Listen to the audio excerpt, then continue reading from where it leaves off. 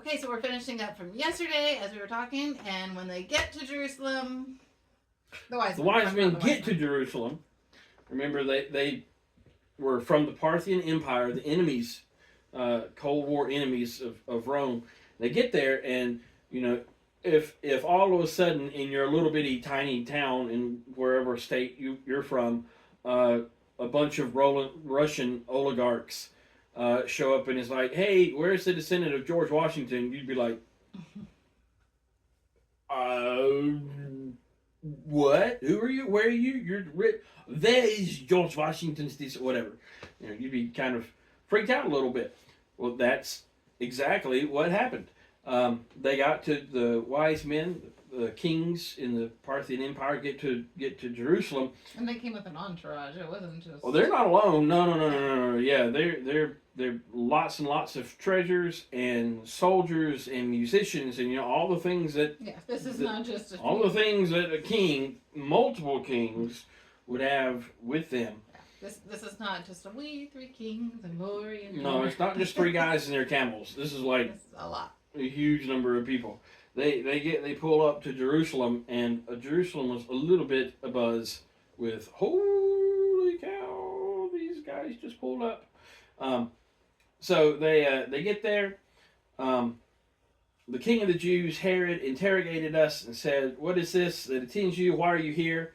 And we said, "The one you call Messiah is born." And we said that they were all confounded and dared not talk to us or argue with us. They said, "Well, tell us what you know." And so we answered, "Hey, you guys are working under unbelief, aren't you? Because you don't have a clue what we're talking about." I'm going to stop using their fancy phrases and say it basically like they would have said it.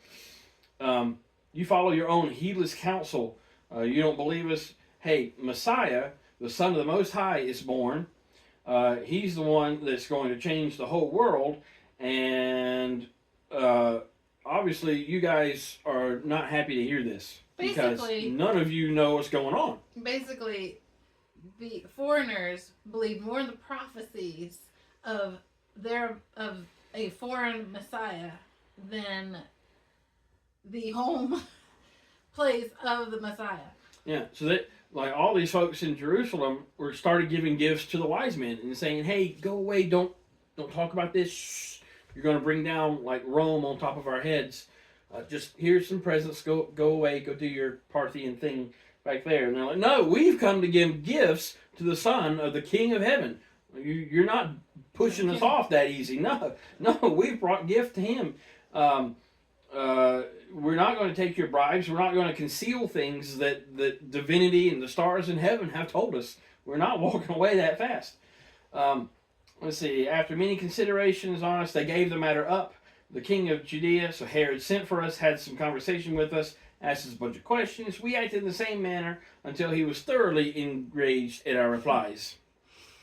So they were acting all high and snooty because, hey, we've been keeping this thing alive for 400 years. We got the dreams. We know what's going on. And you guys, this is your king in your area, and you don't have a clue. What? So they actually say, we left him accordingly without giving any greater heed to him than any common person. So they treated Herod like a commoner because they're like, you're clearly not worth crap to us. So to you. Also, this wasn't just a few days after Jesus was born. That's 2 years. This was about 2 years. A year and a half to 2 years after he's been born that they find him in a home there in Bethlehem. Yeah. So then they get to Bethlehem. They find Mary. They're not in the stable anymore. No, they're not in the stable. That would be a very long time. That'd be really rough. They ask Mary, what's your name? She says Mary. Jesus was on the ground. He looked a little bit like Mary. It says he was in his second year. They had a servant skilled in painting. So they brought to their country a likeness of both Jesus and Mary. It doesn't say where Joseph was. And they hung it up in the sacred temple. And they each took Jesus up, all of them, and saluted him and worshipped him and gave him gold and myrrh and frankincense. And Jesus jumped and laughed at their tickles and words and they all had a ball, it sounds like.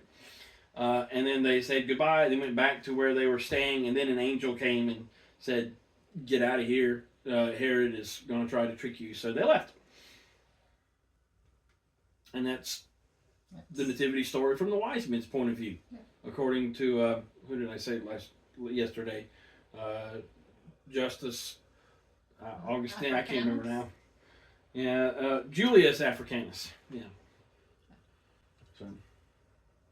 So next time you do your church, your Christmas place at church, you gotta have the three wise men totally dissing and dishing crap on Herod and the folks in Jerusalem for not believing in the promise that they had kept for 400 years from Daniel. is a totally different story when you actually look at it from a different perspective.